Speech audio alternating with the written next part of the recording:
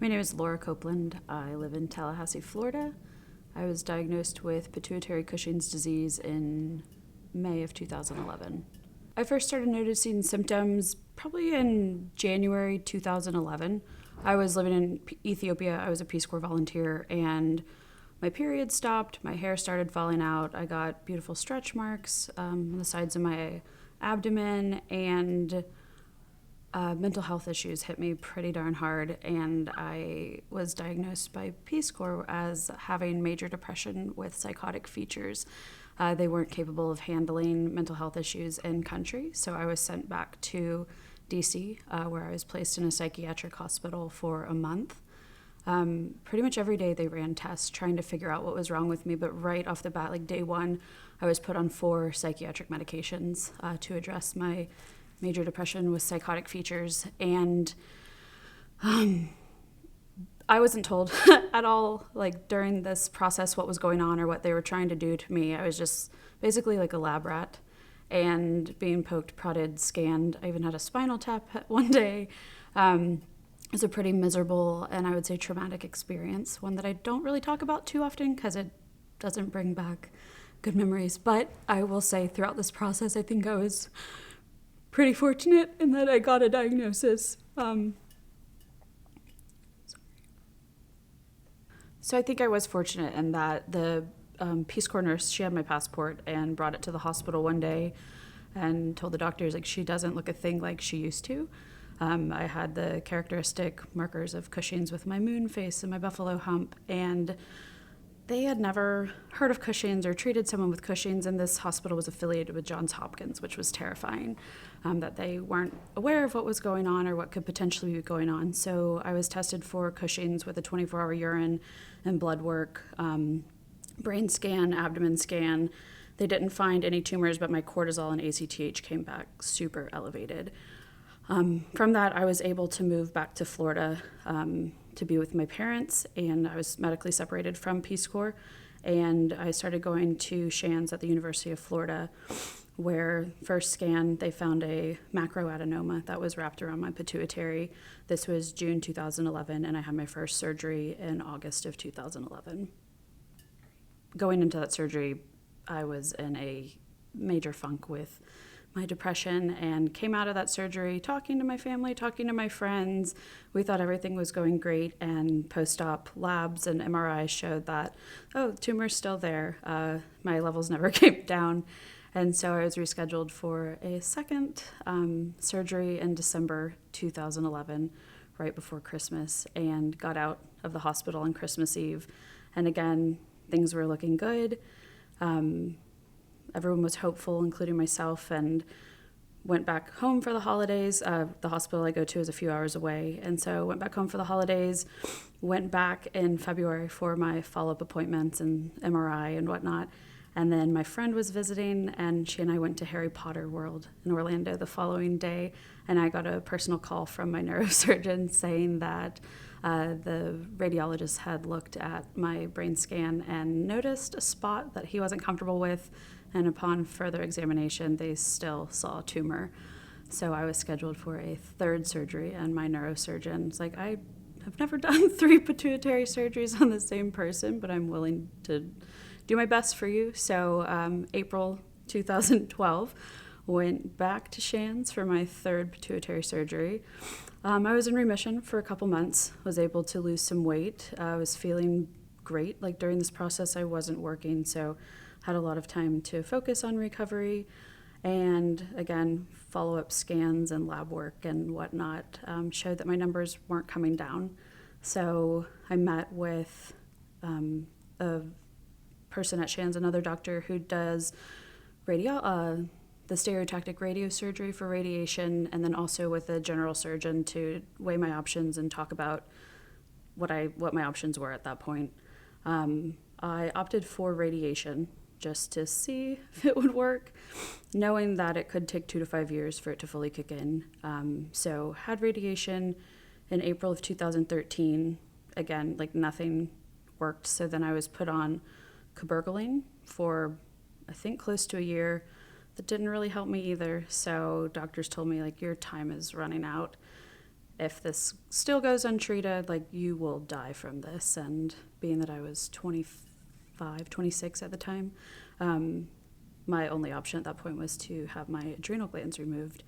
So that was a fun fight with insurance and whatnot to have that done out of state and get everything approved and know that it was medically necessary to save my life. So fortunately, the Cleveland Clinic was able to take me on as a patient, and I went to several appointments in South Florida. The head of endocrinology from Ohio runs a clinic one day a month for patients in South Florida. So I went down there for several appointments and then had my adrenalectomy up in Cleveland, Ohio, in May 2014. Since all of my medical stuff, for lack of a better word, I'm doing well. Like, I still go to follow-up appointments. I still have annual brain scans. I'm back to work full-time. I don't feel great all the time. I have good days. I have terrible days. But all things considered, I'm here and I think doing pretty well. I don't give myself enough credit for what I've overcome and what I've gone through and where I am today. Explaining Cushing's disease to family and friends was pretty tricky because it's something I didn't fully understand myself at first. When I was diagnosed, I had never in my life even heard of Cushing's disease. I was not familiar with endocrine disorders to begin with whatsoever. So it was a huge learning curve for myself. And being that I was living with my parents at the time, they came with me to every single appointment. Sometimes we were going weekly, and they, I think more than anyone in my life, get it. They understand what I've been through because they've been with me literally every step of the way.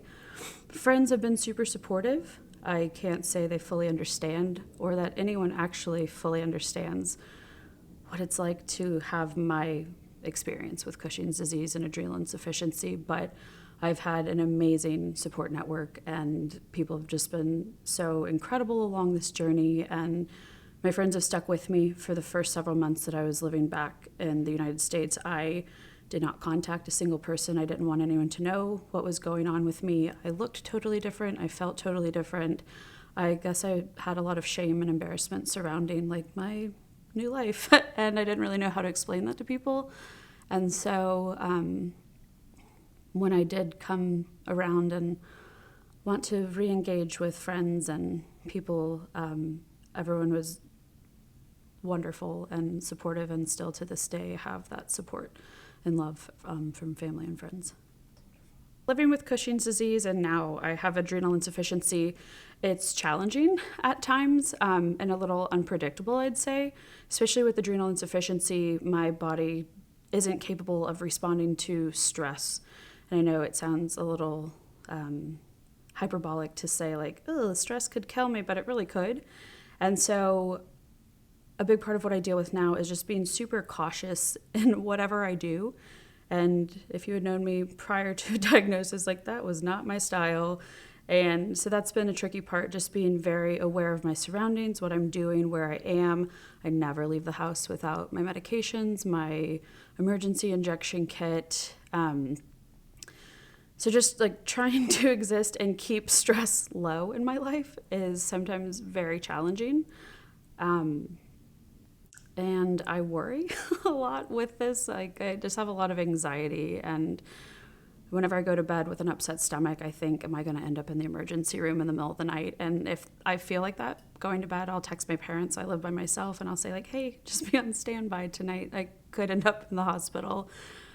So just, I think adjusting to my new normal has been somewhat of a challenge, but again, it's what I'm faced with. So I had two options in this situation: keep going or give up, and I elected to keep going. And so I've just made a lot of adjustments and had to do what is necessary in order to be who I am today.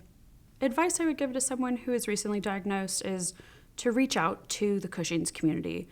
I've found online resources to be invaluable because I live in North Florida. Can't say there are many people that I've come across with this condition, and just doing Google searches and finding organizations and patient stories, and now with Facebook, like support groups online and things like that, connecting with people who have been through something similar was invaluable to me. And again, I had never even heard of this condition, and I don't slight my doctors because their job is to treat the medical aspect of it and not be like, and this is how you care for yourself, or this is what's going to happen with every aspect of your life. But connecting with people who had been through pituitary Cushing's or Cushing's of any kind or adrenal insufficiency, and just knowing that there are people out there who have been through a similar situation and they got through a similar situation. And I know upon diagnosis, it's one of the probably the most overwhelming thing that's ever happened to me in my life. And just trying to learn everything I could about the disease and how the endocrine system works and what the pituitary does for the body and how everything is going to change. Your mind's going to change. Every aspect of your body is going to change. Like your life in general just becomes something totally different. So really finding those connections with people or having linkages to support systems is invaluable. The best thing out there that I found was CSRF. Again, this was done by an online search, and I pulled up their website and found patient stories, like people's documented journeys, information from doctors. Like everything was pertinent to what I was going through, and the stories and information I read just opened my eyes to a whole new world. This information was not like handed to me in a pamphlet by my doctor. This is something I found, and it was an invaluable resource, and I can't thank this organization enough for existing and helping me and my family. Like I still subscribe to the newsletter, and my mom gets it too, and she's like, this is just an amazing resource. And the work that this organization does to bring patients and families and connecting doctors with patients, and it's really invaluable, and I can't thank them enough for existing and having stumbled across this as a resource when I was first diagnosed. One word I would use to describe myself before I was diagnosed would be adventurous. One word I'd use to describe myself during my diagnosis was realistic. The word I'd use to describe myself now is resilient. One word that I would offer to new patients is self-advocacy. Advice I would give to people out there in the world is please do your best to be non-judgmental and to show compassion and empathy for people who are going through something pretty heinous and that is ruining or changing their life in every way, shape, and form. We're going to adjust to this at some point, but bear with us because it takes a long time. And I know as a society, we're very quick to judge others and pass judgment very quickly. But yeah, our bodies, our faces, our minds, everything about us changes. But just try to do your best not to judge us based on what you see outwardly. Inside, we are struggling. We're going through so much. And everyone who's gone through this disease has overcome hurdles and hurdles and hurdles. Granted, most of us probably can't run or actually jump over real hurdles anymore, but we're doing the best we can. So please just be patient and show compassion when possible.